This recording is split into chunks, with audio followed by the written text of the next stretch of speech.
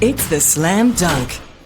Okay, you would have heard or seen me talk about Tākuta Ferris, the loud, spiteful, hate-filled enemy of the state. He denounces colonisation, he attacks Pākehā at every opportunity, and he's one of this new wave of gum-chewing, swaggering Te Pāti Māori MPs that appear in a hurry to collapse New Zealand as we know it.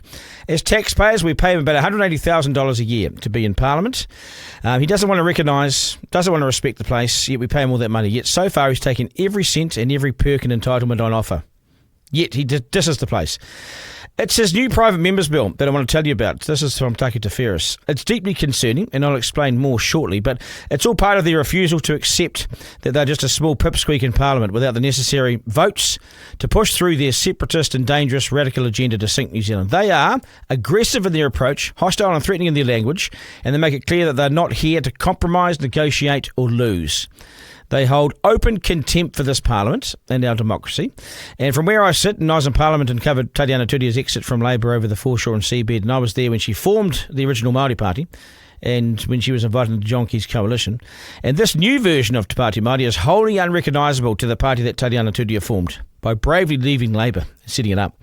And Ferris makes it clear that he's not here to make friends and be liked. He hates the impact of colonisation.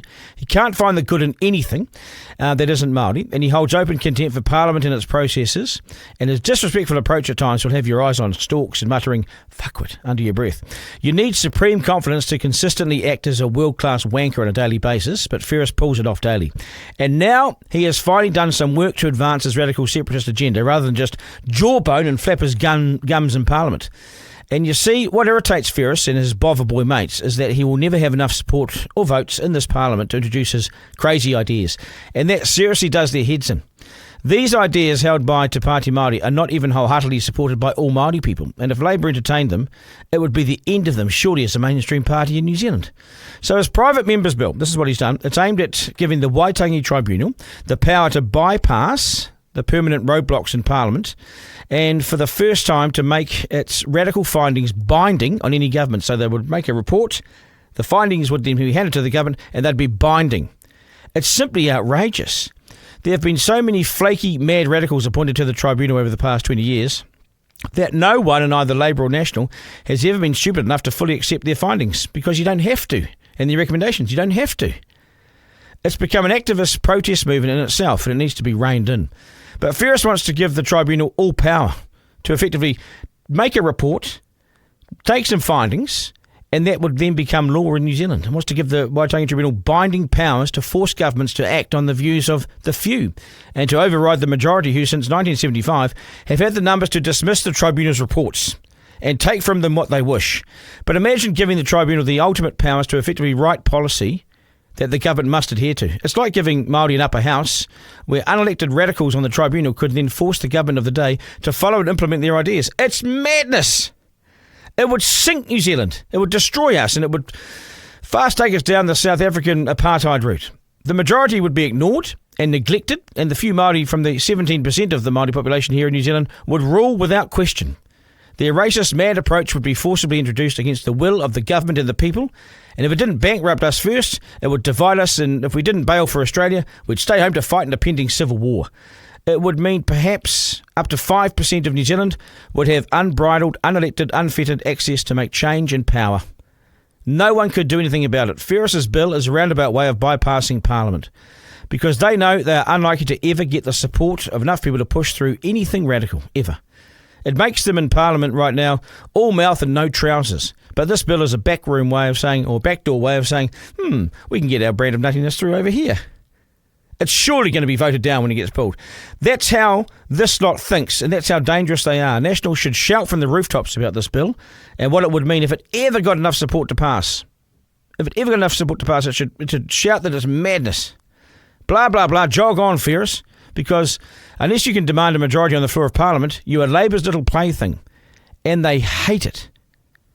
Big voice, plenty of aggro, but as yet all talk and threats and no real way to introduce their radical, racist, Marxist loopiness on this country. But they're closer than ever before because the radicals have made it into Parliament, you see, under the guise of standing for Te Pāti Māori. Before they are the front gate, effing and blinding, that sort of thing, but they hoodwinked voters to gate-crash Parliament, and now we've seen their true colours. And not all Māori are on board with this agenda. But Labour's so desperate to govern that Chris Hipkins, stupidly, has refused to rule out this brand of hate, and he's keeping them as an option. That should hurt Labour, wouldn't it, in the next election? Surely. New Zealanders, when they look at this, will say, how can Hipkins remain a credibly mainstream option if they're going to keep Te Pāti Māori in the picture? They didn't agree with the 3-week suspension. Labour didn't agree with it. They wanted 1 day. They thought Te Wapaka and Rawiri Waititi should be banned for a day, 24 hours. But Willie Jackson says, I'm just I'm just part of a rabble of right-wingers targeting Hipkins. Hey, look, the reality is you and Mike Hoskins and Sean Plunkett and Duncan Garner, all the right-wingers, they're all going after Chippy. I got to remind you... No, hang on. Okay, Willie, stay on topic, bro. Come on, mate. Jackson does say, however, that Te Pāti Māori should have apologised for their recent haka debacle, and they should have said sorry. There's nothing wrong with saying sorry. We're within the system. I mean, I know that. I think I've upset them a little bit by saying apologise. But you're compromised when you come into Parliament, Jack. The day you get there, and when you go into the House, you have to swear allegiance to the Queen. All of them did that. It's a compromise place. You're not on the outside. You're not fighting all the time. You're not warring all the time. So you have to use the system at its best. And Te Pāti Māori have done that before, and they need to do it again. But I don't think they want to apologise, which is disappointing. But in response to that, check this out. It's a wholly aggressive, and this is incredible. It's a wholly aggressive social media post from the wife of Māori Party co-leader Rawiri Waititi. She's also the daughter of Te Pāti Māori President John Tamahiri. Her name is Kiri Tamahiri Waititi, and she is angry, clearly, at the Labour Party. I want to make specific reference to these speeches given by Adrian Dudafe and my uncle Willie Jackson from the Labour Party. And the thing that got my blood boiling the most was their speeches. When you have a Māori trying to get another Māori to apologise for just being Māori, what is that? What is that? It's horizontal enforcement, one. But you're doing that for the sake of peace and the peace of the rules and the rules that have been crafted by colonisers. Now, you'd think Labour wouldn't want to be associated with such a hostile and aggressive kind of approach, which is more than likely to turn voters off big time. But Jackson says no. Labour needs to work with Te Pāti Māori to remove this government. Have a listen. I think that we have to agree to learn. We have to agree to learn how to disagree. You know, we're going to have differences sometimes. You see, that I don't want a war with the Māori Party, and I don't think we should be fighting or warring. The main problem here is the government. We have to get this government out. So we have to work together. Jobs, health, homes. But increasingly, even Māori voters are now questioning the tactics of Te Pāti Māori. Yes, young activists feel inspired. The older, more conservative Māori voters are wondering, where does it all end and what progress can we ever make with such divisive and confronting tactics? Even Willie Jackson struggles to deny that. Do people come up to you and complain about Te Pāti Māori?